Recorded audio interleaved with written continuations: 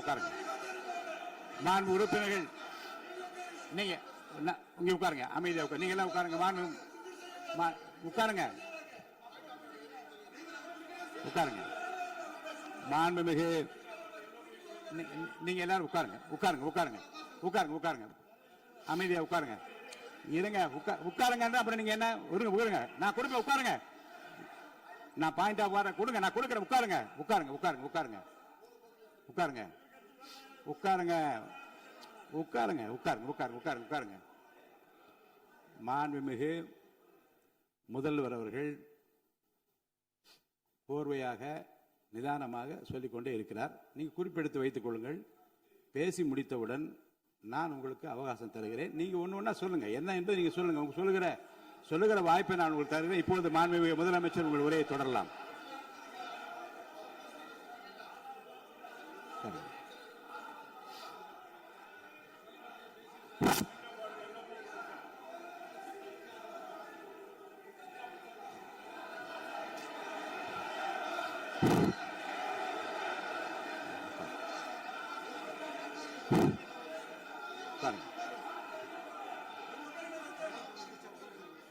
நான் எழுந்த பிறகு உட்கார்றதான் முறை. உட்காருங்க. எல்லாரும் உட்காருங்க. தேசிய உட்கார். நான் அலோவ் பண்றேன். உட்காருங்க. அமைதியா உட்காருங்க. நான் அலோவ் பண்றேன். அமைதியா உட்காருங்க. உட்காருங்க. அங்க இருந்து குரல் கொடுக்காதீங்க. உட்காருங்க.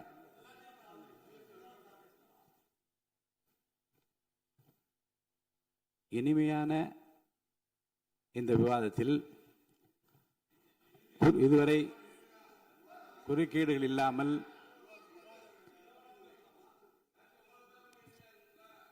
கொஞ்சம் அமைதியா இருங்க.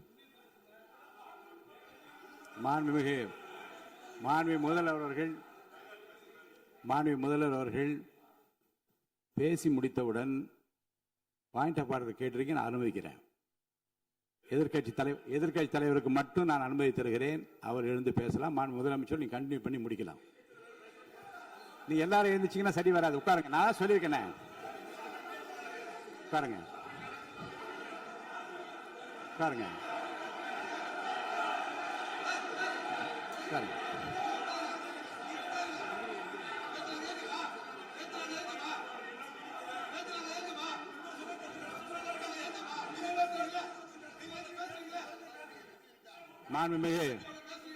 மாண்பு உறுப்பினர் அமைதி காக்க வேண்டும். நேற்று எதிர்க்கட்சி தலைவர் பேசுகிற போதும் அவர் பேசுகிற எல்லாவற்றுக்கும் நான் அனுமதி அளித்தேன். அதில் பாயிண்ட் ஆஃப் கேளுங்க. அந்த விவாதத்தில் கேளுங்க. இப்போதும் மாண்புமிகு முதலமைச்சர் அவர்கள் பேசி முடித்த பிறகு நான் உங்களுக்கு அதுக்குரிய அவகாசத்தை தருகிறேன். நீங்க கேள்வி கேளுங்க. கேட்கிற உரிமையும் விளக்கத்தை பெற்றுக்கொள்ள உரிமை உங்களுக்கு இருக்கிறது. அதற்கு அவகாசம் நான் தருகிறேன்.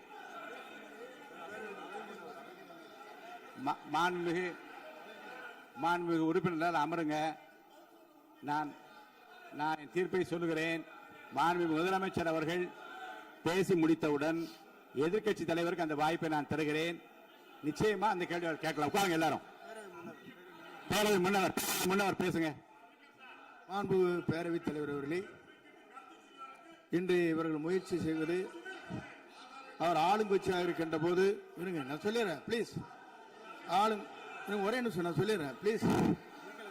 ஆளும் கட்சியாக இருக்கின்ற போது நீங்கள் சொன்ன ஒரே வார்த்தை, நாங்கள் பேசி முடித்ததற்கு பிறகு குறிப்பிடுத்துவிட்டு நீங்கள் எந்த கேள்வி வேண்டுமானாலும் கேட்கலாம் என்று ஒரு முறையை நீங்கள் பின்பற்றினீர்கள். அதே முறையை இப்போது பின்பற்ற வேண்டும் என்று கேட்டுக்கொள்கிறேன்.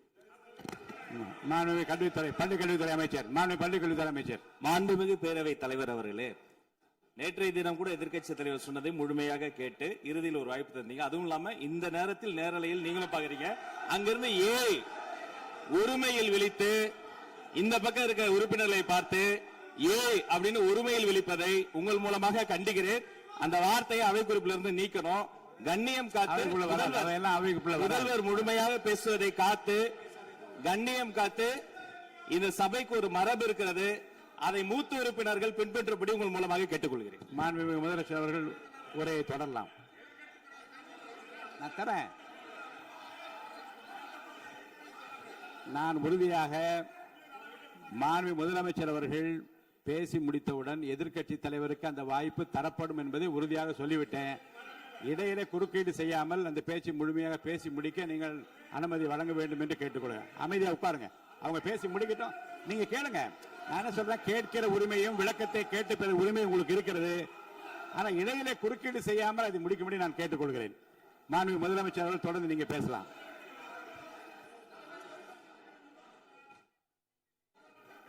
எதிர்க்கட்சி தலைவர் அவர்கள் உங்கள் கட்சியினுடைய உறுப்பினரை அமைதிப்படுத்த வேண்டும் என்று நான் கேட்டுக்கொள்கிறேன். உங்களுக்கு வாய்ப்பு தரவில்லை என்றால் அவர் எழுந்து நிற்பதில் நியாயம் இருக்கு. வாய்ப்பு தரப்போகிறேன். மாண்புமிகு முதலமைச்சர் அவர்கள் பேசி முடித்தவுடன் உங்களுக்கு வாய்ப்பு தரப்படும். அது வரைக்கும் உங்களுடைய உறுப்பினரை அமைதி காக்க நீங்கள் தான் பார்த்துக் கொள்ள வேண்டும். மாண்புமிகு அவை முன்னவர். மாண்புமிகு பேரவைத் தலைவர் அவர்களே, அவர் அப்போது சொன்னது வேறு, இப்போது நடந்து கொள்கிற முறைகள் வேறாக இருக்கிறது. அன்றைக்கு அவர் சொல்லுகிற போது அமைச்சர் அத்தனை பேரும் பேசி முடித்ததற்கு பிறகு உங்களுடைய கருத்துக்கள் யாராவது தெரிவிக்கலாம். இப்போது பின்பற்றினால் நன்றாக இருக்கும். நீங்கள் அதற்காகத்தான் சொன்னீர்கள். முதலமைச்சர் பேசியதற்கு பிறகு எதிர்க்கட்சி தலைவர் அவர்கள் பேசுவதற்கு வாய்ப்பளிக்கிறோம் என்று சொல்லியிருக்கிறார்கள். ஆகவேதான் அந்த வாய்ப்பை நீங்கள் இல்ல அது பதில் சொல்லணும்னு கேட்டிருக்காங்க. பதில் சொல்லணும் சொல்லியிருக்காங்க. பதில் சொல்லினா தங்க பிரச்சனை இல்ல. அப்படி இல்ல. ஆகவே இல்ல நேற்றைய தினம் நீங்கள் அப்படி பேசிக் கொண்டது ஆறாவது இல்ல. நேற்றைய தினம் நீங்கள் பேசுகிற போது ஆறாவது குறுக்கிட்டார்களா? நீங்கள் பேசுகிற போது யாருமே குறுக்கிடவில்லை. நீங்க எவ்வளவு பேசினீர்கள், எவ்வளவு வார்த்தைகள் பேசினீர்கள் என்பதெல்லாம் எங்களுக்கு தெரியும். யாருமே அதில் குறுக்கிடவில்லை. இது முதலமைச்சர், எங்கள் முதலமைச்சர் எதிர்க்கட்சி தலைவர் பேசுகிறவர் யாரும் குறுக்கிட வேண்டாம் என்று சொன்னார்கள். அதை நாங்கள் பின்பற்றினோம். ஆனால் இன்றைக்கு நீங்கள் பின்பற்றவில்லை என்றால் வேதனையாக இருக்கிறார். முன்னவர் நேற்று எதிர்க்கட்சி தலைவர் பேசுகிற போது அடுக்கடுக்காக குற்றச்சாட்டுல வைத்தார். இப்போ அதற்குரிய மாண்புமிகு பொதுப்பணித்துறை அமைச்சர் கூட காலையில் அலுவலகத்தை சந்தித்து அவர்கள் சாட்டிய குற்றச்சாட்டுகளுக்கெல்லாம் ஆதாரங்களை எல்லாம் நான் கொண்டு வந்திருக்கிறேன் என்று சொன்னேன். நான் நேற்று அந்த விஷயம் நேற்றோடு முடிந்து விட்டது. ஆதாரங்களை கொடுங்கள். தக்க நேரத்தில் இதை பற்றி சொல்ல வேண்டிய நேர்ந்தால் நான் இதெல்லாம் ஆய்வு செய்து உரிய நேரத்தில் அவை குறிப்பிட்டு ஏற்றுவதற்கு முன்பாக அவரிடம் காட்டி அதற்கு பிறகு அதை பற்றி முடிவெடுக்கும் என்று நான் சொன்னேன். இப்போதும் சொல்லுகிறேன், மாண்புமிகு முதலமைச்சர் அவர்கள் பேசிக் கொண்டிருக்கிறார். பேசி முடிக்கட்டும். எதிர்க்கட்சி தலைவருக்கு உறுதியாக நான் வாய்ப்பு தருவேன். அவர் கேள்விகளை முன்வைக்கலாம், விளக்கங்களை பெறலாம். இப்போதைக்கு பேரவைத் தலைவர் என்ற முறையில் என்னுடைய முடிவு இதுதான். அவையில் இருக்கக்கூடிய உறுப்பினர்கள் அமரும்படி நான் கேட்டுக்கொள்கிறேன். நான் முதலமைச்சர் அவர்கள் பேச வேண்டிய போ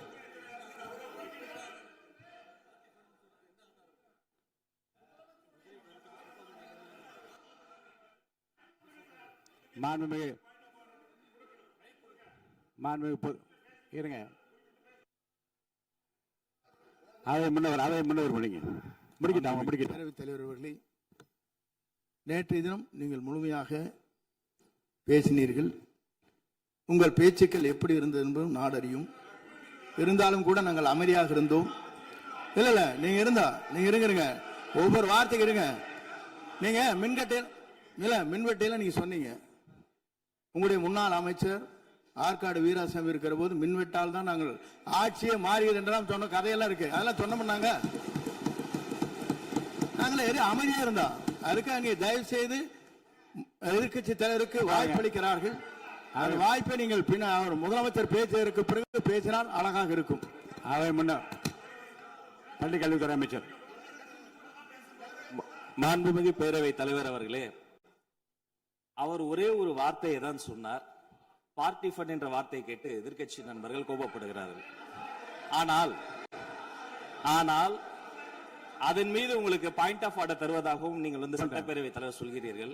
நேற்றைய தினம் இதே போல வெற்றி தலைவர் அவர்களினுடைய வழிகாட்டில் வளர்ந்த நாங்கள் சகிப்புத்தன்மையோடு அவர்கள் பல வார்த்தைகள் சொன்னார்கள். புதிதாக சோஃபா மாடல் என்றார்கள், குதிரை பேரம் என்றார்கள், எத்தனையோ வார்த்தைகள் சொன்ன போது சகிப்புத்தன்மையோடு அதை கேட்டு பொறுமையாக இருந்தோம். இவர்கள் குதிரை பேரம் எல்லாம் அவைக்குள் நீக்கப்பட்டு விட்டது. சரி, சோஃபா மாடல் என்று சொன்னார்கள். ஆதாரம் கேட்டு இப்படி எழுந்து நாங்கள் கொந்தளிக்காமல் ஒரு சட்டமன்றத்தில் ஒரு உறுப்பினர் எப்படி நடந்து கொள்ள வேண்டும் என்பதற்கு எடுத்துக்காட்டாக தமிழக வெற்றி கழகத்தின் உறுப்பினர்கள் நடந்து கொண்டார்கள். இப்போது மதிப்பிற்குரிய எதிர்க்கட்சி தலைவர் அவர்களே, உங்களூடாக நான் கேட்பது என்னவென்றால், அவர்களினுடைய கட்சி உறுப்பினர்களை அவர் அமைதிப்படுத்தி முதல்வர் அவர்கள் உரையை முழுமையாக கேட்டு சகிப்புத்தன்மைக்கு சட்டமன்றத்தில் இந்த பக்கம் மட்டுமல்ல அந்த பக்கமும் எடுத்துக்காட்டாக இருப்பதற்கு அவர் வழிவகை செய்ய வேண்டும் என்று உங்கள் மூலமாக கேட்டுக்கொள்கிறேன். பொதுப்பணித்துறை அமைச்சர்.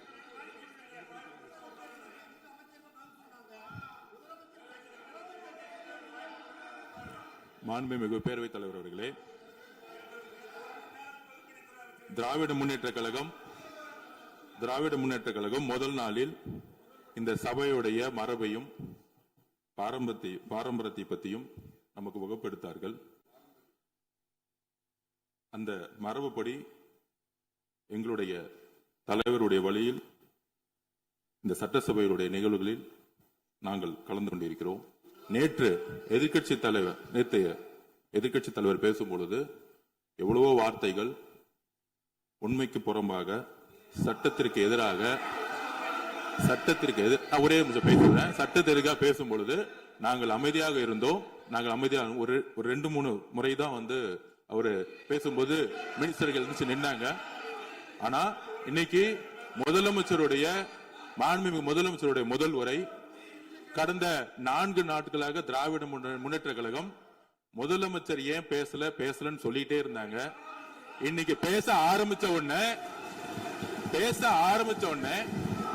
அவர் சொன்ன வார்த்தை பார்ட்டி ஃபண்ட் சொன்னார். எந்த பார்ட்டின்னு சொல்ல. ஆனா அந்த வார்த்தைகள் சொல்லி முடிஞ்ச உடனே எதற்காக முதலமைச்சருடைய பேச்ச இவங்க குறுக்கிடுறாங்கன்னு தெரியல. நீங்கள் சொன்னதுபடி முதலமைச்சர் பேச வேண்டும். பேசிய பின்பு கருத்துகளுக்கு பதிலளிக்க அவர்கள் பதிலளிக்கும், நாங்களும் பதிலளிக்க தயாராக இருக்கிறது பதிவு பண்றோம். மாண்பு முதலமைச்சர் அவர்கள்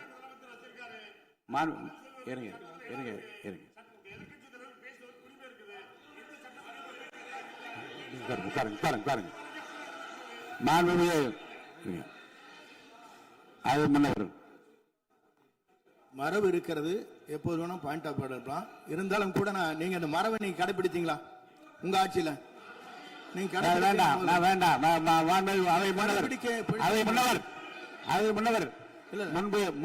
முன்பு எப்படி நடந்தால் என்பதை பற்றியோ முன்பு நடந்த நிகழ்வுகள் பற்றியோ நீங்கள் சொல்லி மீண்டும் இந்த அவையினுடைய மாண்பை குறைக்க வேண்டாம் என்று நான் கேட்டுக்கொள்வது வேண்டாம். இப்போது உள்ள பிரச்சனை, மாண்பு முதலமைச்சர் அவர்கள் தன்னுடைய பேச்சை உறுதி செய்து முடிக்க வேண்டும். அவர் முடித்த பிறகு எதிர்க்கட்சி தலைவருக்கு நான் நிச்சயமாக வாய்ப்பு தருவேன். அவர் கேள்வி கணக்குகளை தொடுக்கலாம், சந்தேகங்களை கேட்கலாம். விளக்கம் தருவதற்கு மாண்பு முதலமைச்சர் அவர்கள் தயாராக இருக்கின்றார். அமைதியாக என்னை அமரும்படி நான் கேட்டுக்கொள்கிறேன். இப்போ நான் அனுமதிக்க முடியாது. மாண்பு முதலமைச்சர் உரையை தொடரலாம்.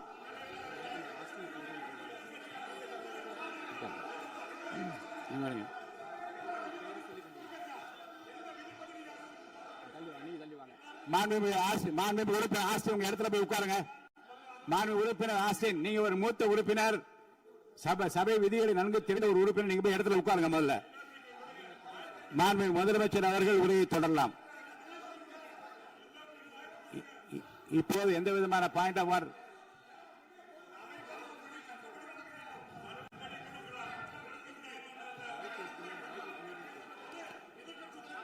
நான் வாய்ப்பு இல்லை என்று சொன்னால் நீ எழுந்து நிற்பதிலே நியாயம் இருக்கிறது. உட்காருங்க. வாய்ப்பு உறுதியாக எதிர்க்கட்சி தலைவருக்கு பாயிண்ட் ஆஃப் ஆர்டர் மட்டுமல்ல, உட்கார்ந்து அவர் பேசிய பேச்சுக்களை என்னென்ன இருங்க, என்ன உங்களுக்கு சந்தேகம் இருக்கிறதோ, வினாக்கள் இருக்கிறதோ அதை நீங்க கேட்கலாம். அவர் பதில் சொல்வதற்கு தயாராக இருக்கிறார். பேசி முடிக்கின்ற வரை அமைதி காக்கும்படி உங்களை நான் கேட்டுக்கொள்கிறேன். மாண்புமிகு எதிர்க்கட்சி தலைவர் முழு ஒத்துழைப்பை நீங்கள் தர வேண்டும் என்று நான் எதிர்பார்க்கிறேன்.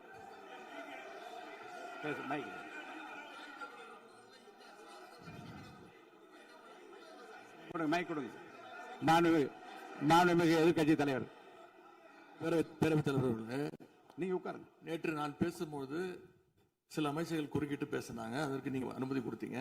அதே மாதிரி இன்னைக்கு முதலமைச்சர் பேசும்போது சில வார்த்தைகள், தவறான வார்த்தைகள் பேசுறாரு. அவர் பார்ட்டி ஃபண்ட் அப்படின்னு சொல்லியிருக்கிறாரு. அவர் அமைச்சர் அந்த பார்ட்டி ஃபண்ட் எந்த பார்ட்டின்னு கூட சொல்ல தைரியம் இருந்தா சொல்லுங்க, நாங்க அதெல்லாம் ஃபேஸ் பண்ண தயாரா இருக்கோம். எதையும் ஆதாரத்தோடு எதையும் பேசுங்க.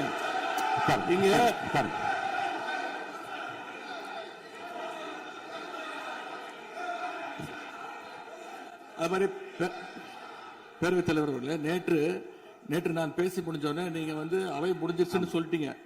நாங்கெல்லாம் வீட்டுக்கு போயிட்டோம். வீட்டுக்கு போய் டிவி போட்டு பார்த்தா அங்க இன்னொரு அமைச்சர் வந்து இன்னும் பதில் சொல்லிட்டே இருந்திருக்கிறாரு. அதற்கெல்லாம் நாங்க இப்ப என்ன பதில் இது, என்ன மரபு இது? நீங்க இப்ப பேசிக்கிட்டே இருப்பீங்களா? நாங்க அதை பார்த்துக்கிட்டே இருக்கணுமா? அதே மாதிரி இன்னைக்கு முதலமைச்சர் அவர்கள் பேசும்போது நாங்களும் அமைதியா கேட்டுட்டு தான் இருந்தோம். ஆனா சில கருத்துக்கள் அவர் பேசும்போது அதை நாங்க அனுமதிக்க முடியாது. ஆதாரத்தோடு ஏதாவது பேசணும்னா, குற்றச்சாட்டுகள் சொல்லும் போது ஆதாரத்தோடு சொன்னீங்கன்னா அதை நாங்க வந்து ப்ரூவ் பண்றதுக்கு தயாராக இருக்கு. மாண்புமிகு உறுப்பினர் அவர்கள் இருங்க. நேற்று மாண்புமிகு எதிர்க்கட்சி தலைவர்கள் பேசியதும் மாண்புமிகு பொதுப்பணித் தலைவர்கள் பேசியதும் ஆதாரம் இல்லாமல் பேசக்கூடாது என்று நான் சொன்னேன். ஆய்வு செய்து நீக்கப்பட வேண்டியது நீக்கும் என்று சொன்னேன். இப்போது மாண்புமிகு முதல்வர் அவர்கள் பேசி முடிக்கட்டும். நீங்கள் கூறிய கருத்துப்படி அதில் ஆதாரங்கள் இல்லாத குறிப்பாக இருந்தால் அதை நீக்குவதற்குரிய உரிமை எனக்கு இருக்கிறது. ஆய்வு செய்து நான் நடவடிக்கை எடுப்பேன். இப்போது மாண்புமிகு முதலமைச்சர் அவர்கள் பேசலாம். இந்த டாஸ்மாக் மாதிரியே பல டிபார்ட்மெண்ட்லேயும் மறுபடியும் சொல்கிறேன், கட்சி நிதின்ற பேரில் அடித்த கொள்ளைய ஒன்று ஒன்றா கவர்மெண்ட்டோட கஜானாக்குள்ளேயே கொண்டு சேர்த்துக்கிட்டே இருக்கிறாங்க. இப்போவும் சொல்கிறேன், மக்கள் பணத்திலேருந்து ஒரு பைசா கூட தொடமாட்டோம், தொடவும் விடமாட்டோம், தொட்டா விடமாட்டோம், இதுக்கு முன்னாடி தொட்டவங்களையும் விடமாட்டோம்.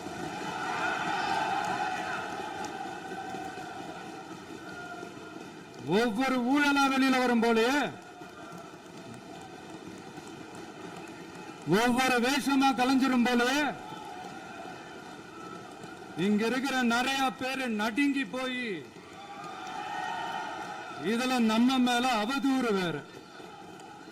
இப்ப புதுசா ஒரு வெப்பன் ஒண்ணு கொண்டு வந்திருக்காங்க. அது என்ன தெரியுமா?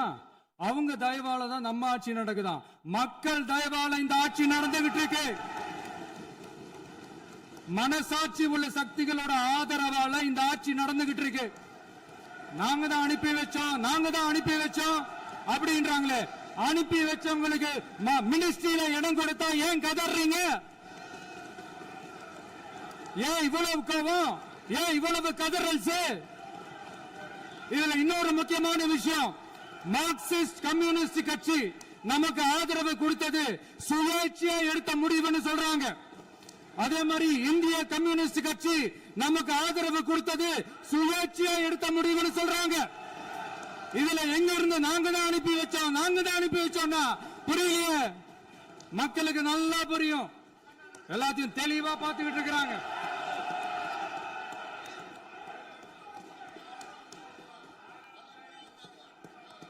முதலமைச்சர் கண்டினியூ பண்ணலாம். மாண்பு முதலமைச்சர்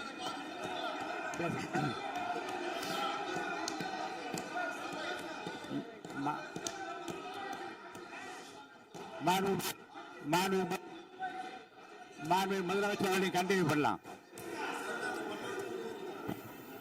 நீங்க கண்டினியூ பண்ணலாம்.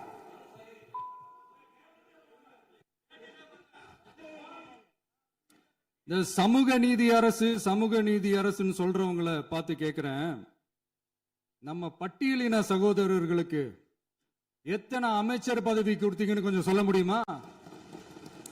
ஆனா நம்மளுடைய அரசுல 8 அமைச்சர் பதவிகள் யாருக்கு? நம்ம பட்டியலின சகோதரர்களுக்கு. எல்லாம் நம்ம அண்ணன், நம்ம தம்பி, நம்ம தங்கச்சிங்க. அண்ணல் அம்பேத்கர் அவர்களுடைய கிட்டத்தட்ட 100 ஆண்டு கால கனவு இப்ப நிறைவேறி இருக்கு. நான் ஏன் கொஞ்சம் சவுண்டா பேசுறேன் அப்படின்னா அவங்களுக்கு கேட்கணுன்றதுக்காக தப்பா எடுத்துக்காது. அதே மாதிரி பெண்களோட பாதுகாவலர் நாங்க தான் அப்படின்னு சொல்லிக்கிறவங்களை கேட்கிறேன், எத்தனை பெண்களுக்கு அமைச்சர் பதவியில இடம் கொடுத்தீங்க கொஞ்சம் சொல்ல முடியுமா? எங்க அரசுல 4 சகோதரிகளுக்கு அமைச்சர் பதவி கொடுத்திருக்கிறோம்.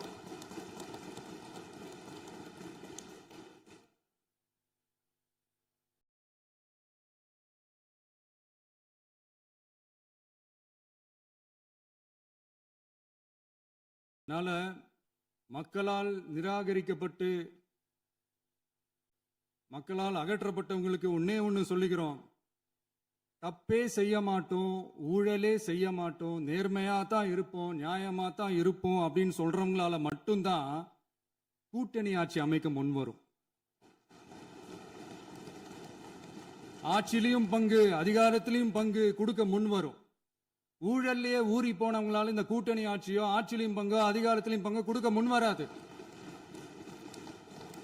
மெஜாரிட்டி இருந்தாலும் தரமாட்டாங்க, மெஜாரிட்டி இல்லைனாலும் தரமாட்டாங்க. கேட்டா ரெடிமேடா ஒரு பதில் ஒண்ணு வச்சிருப்பாங்க, கூட்டணி ஆட்சியை மக்கள் விரும்ப மாட்டாங்கன்னு. அதே மக்கள் தான் இப்ப அவங்கள பார்த்து சிரிக்கிறாங்க. நான் பதவியேற்ற அன்னைக்கு கொஞ்சம் டைம் அவகாசம் கேட்டேன். எதுக்கு கேட்டேன்? நிதி நிலைமைலாம் கொஞ்சம் மோசமா இருக்குது, அதெல்லாம் கொஞ்சம் சரி செஞ்சுக்கிட்டே படிப்படியா கொஞ்சம் கொஞ்சமா நான் கொடுத்த வாக்குறுதிகள்லாம் செயல்படுத்துவேன், அதுக்காக கொஞ்சம் டைம் அவகாசம் கேட்டேன். நான் ஏதோ வேற எதுக்காகவோ வேற யாருக்காகவோ ஏதோ அவகாசம் கேட்ட மாதிரி. அடுத்து இங்க சபையில இல்லாதவங்களை பத்தி பேச வேண்டாம்னு நினைக்கிறேன்.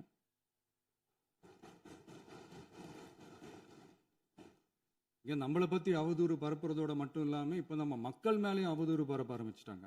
மக்கள் நமக்கு ஓட்டு போட்டது தப்பான், குடும்பம் குடும்பமா நமக்கு ஆதரிச்சது தப்பான். இது இப்ப இல்ல, நான் சொல்றது எம்ஜிஆர் அவர்கள் காலத்திலிருந்தே. அப்பவே அவர் ஜெயிச்சப்போ அதே மக்களை தப்பு தப்பா பேசுறது. மக்கள் என்ன பண்ணிட்டாங்க, எம்ஜிஆர் என்ன பண்ணிட்டாரு, எம்ஜிஆர் என்ன இது பண்ணிட்டாரு. 50 வருஷமா ஒரே டெக்னிக்கா.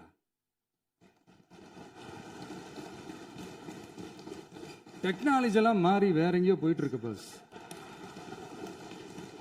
இதுல கொஞ்சம் டெக்னிக்காச்சும் கொஞ்சம் மாத்தினா கொஞ்சம் நல்லா இருக்கும். அதனால மக்களுக்கு யூஸ்ஃபுல்லா இருக்கிற மாதிரி இந்த ஆக்கப்பூர்வமான கருத்துக்களோ ஆக்கப்பூர்வமான யோசனைகளோ இருந்தா சொல்லுங்க, அதை நாங்க டெஃபரெண்டா எடுத்துக்கிறோம். ஆனா அதை விட்டுட்டு இந்த நக்கல், நையாண்டி, சம்பந்தம் இல்லாத பேச்சு இதெல்லாம் பேசிட்டு அப்புறம் முதல்வர் பதில் சொல்லல, முதல்வருக்கு பதில் சொல்ல தெரியல அப்படின்னா அப்புறம் என்ன சோஃபா மாடல் ஆட்சியா? அது என்னன்னு புரியறதுக்கு எனக்கு ரொம்ப நாள் ஆச்சு. இந்த sofa set, table chair, teapoy, furniture பிசினஸ்லாம் வேற எங்கேயா வெளியில போய் பண்ண சொல்லுங்க. அப்படி அந்த பிசினஸ் தான் பண்ணணும்னா நிறைய பிசினஸ் பண்ற மாதிரி வெளியில போய் பண்ண சொல்லுங்க, இங்க சட்டசபைக்குள்ள வேணாம். அதனால ஆக்கப்பூர்வமான கருத்துக்கள் இருந்தா சொல்லுங்க, டெஃபினட்டா அது சரியா இருந்தா நாங்க ஏத்துக்கிறோம். எனக்கு ஒரு குட்டி கதை ஒண்ணு ஞாபகம் வருது, சொல்லாமா? ஒரு ஊர்ல ஒரு பெரியவர் வெயில் ரொம்ப ஜாஸ்தியா இருக்குன்னு சொல்லிட்டு கண்ணுக்கு மேல கை வச்சுக்கிட்டு இப்படி சுத்தி முத்தி தேடிக்கிட்டு இருந்தாராம். அப்ப கூட இருந்த ஒரு சின்ன பையன் என்ன தேடுறீங்க அப்படின்னு கேட்டானா. அதுக்கு அந்த பெரியவர் சொன்னாரா, அது ஒண்ணு இல்ல தம்பி, உங்க அப்பா இங்கதான் இருப்பாருன்னு சொன்னாங்க, அதான் தேடிக்கிட்டு இருக்கேன். எங்க உங்க அப்பாவையா காணோம்?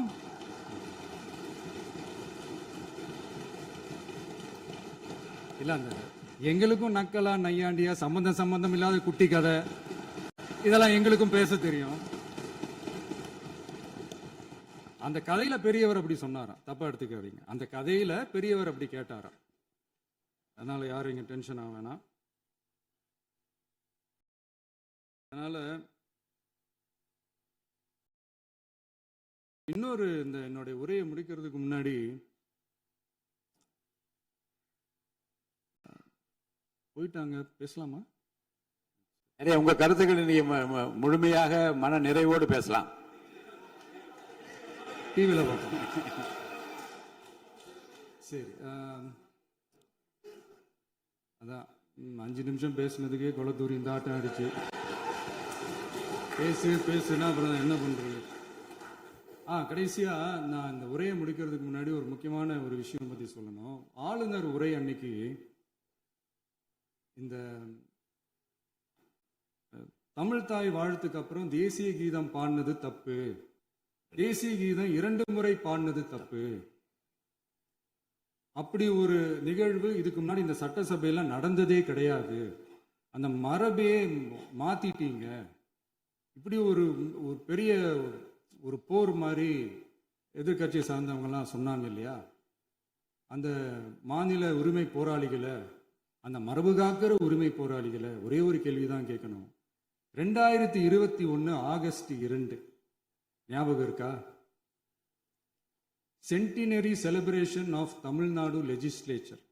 அந்த ஃபங்க்ஷன்ல நம்ம முன்னாள் முதலமைச்சர் கருணாநிதி அவர்களோட சாரி கலைஞர் அவர்களுடைய சாரி ஃபார் தட் கலைஞர் அவர்களுடைய புகைப்படத்தை மாண்புமிகு குடியரசுத் தலைவர் திறந்து வைக்கிற ஒரு ஃபங்க்ஷன். அந்த ஃபங்க்ஷன்ல national anthem followed by Tamil Thai Vazhthu அப்படின்னு அறிவிச்சது ஞாபகம் இருக்கா? அதாவது தேசிய கீதத்துக்கு அப்புறமா இரண்டாவது முறையா, நோட் திஸ் பாயிண்ட் மாண்புமிகு பேரவைத் தலைவர் அவர்களே, ப்ளீஸ் நோட் திஸ் பாயிண்ட். தேசிய கீதத்துக்கு அப்புறம் இரண்டாவது முறையாக தமிழ் தாய் வாழ்த்து பாடப்படும் அப்படின்னு சொன்னது ஞாபகம் இருக்கா? அதுவும் முத்தமிழ் அறிஞர் அப்படின்னு சொல்ற நம்ம கலைஞர் அவர்களுடைய அந்த புகைப்படம் வெளியிட்டு விழாவில் அவர் இருந்த இதே சபையில தமிழ இரண்டாவது இடத்துக்கு தள்ளினது யாருன்னு ஞாபகம் இருக்கா? அது மட்டும் இல்ல, அந்த தேசிய கீதத்தை நாட்டுப்பண் நேஷனல் ஆந்தம்னு சொல்லி அதே ஃபங்க்ஷன்ல கடைசியா ஃபங்க்ஷன் முடியும் போது செகண்ட் டைம் தேசிய கீதம் பாடினதும் ஞாபகம் இருக்கா? இதே அவையில் தான், அது அவை குறிப்பிலும் இருக்கிறது, இதே அவையில் தான் நடைபெற்றது. இந்த தக்க நேரத்தில் இந்த ஆதாரங்களை அளித்த மாண்பு முதல்வர்களுக்கு நன்றியை தெரிவித்துக் கொள்கிறேன். டவுட் இருந்தா இந்த புக்கை பார்த்து தெரிஞ்சுக்கலாம். அதனால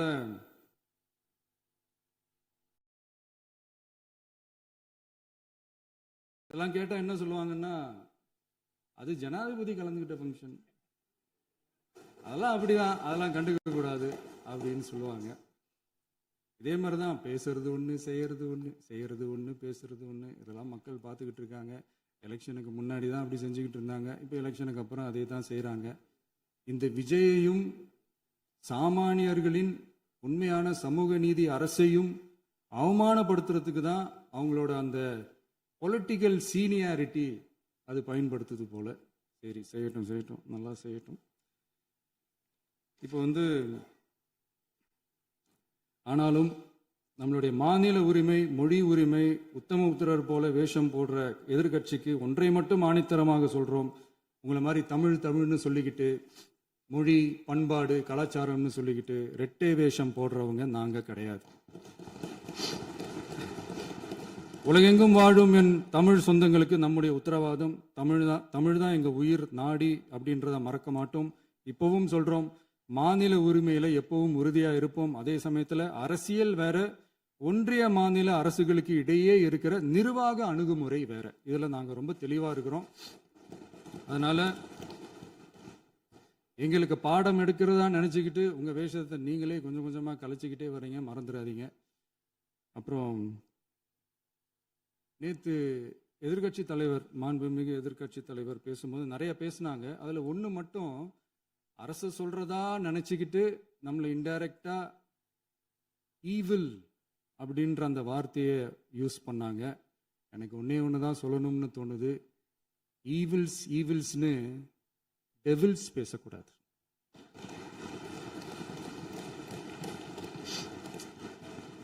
அவங்க இருந்திருந்தா ஒரு ஆக்ஷன் பண்ணணும்னு எனக்கு தோணுச்சு. எல்லாரும் போயிட்டாங்க. பர்மிஷன் பண்ணலாமா? இப்பவும் பண்ணலாம், ஒன்றும் தப்பு இல்லை.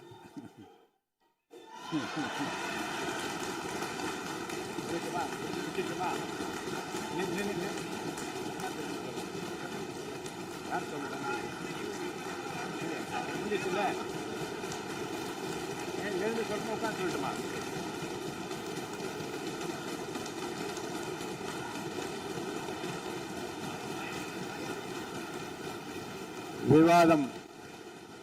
விவாதம் முடிவுற்றது. மாண்புமிகு உறுப்பினர்கள் முன்மொழிந்த திருத்தங்கள் வலியுறுத்தப்படுகின்றனவா என்று அறிய விரும்புகிறேன். மாண்புமிகு உறுப்பினர்கள் முன்மொழிந்த திருத்தங்கள் அனைத்தும் பேரவையின் அனுமதியில் திரும்ப பெறப்படுகின்றன.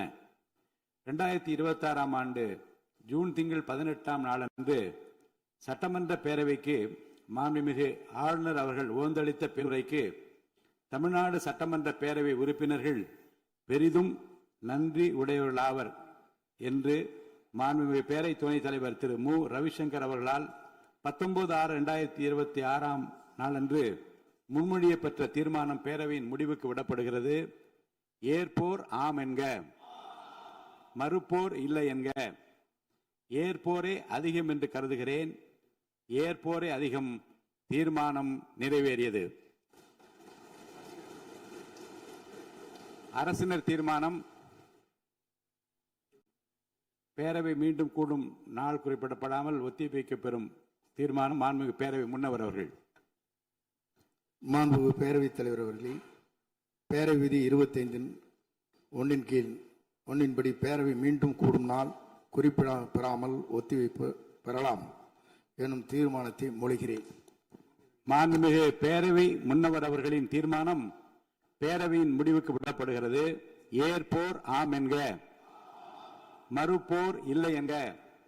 மறுப்போரே இல்லை என்று கருதுகிறேன். மறுப்போரே இல்லை. தீர்மானம் ஒருமனதாக நிறைவேறியது. பேரவை மீண்டும் கூடும் நாள் குறிப்பிடப்பெறாமல் ஒத்திவைக்கப்படுகிறது. வணக்கம்.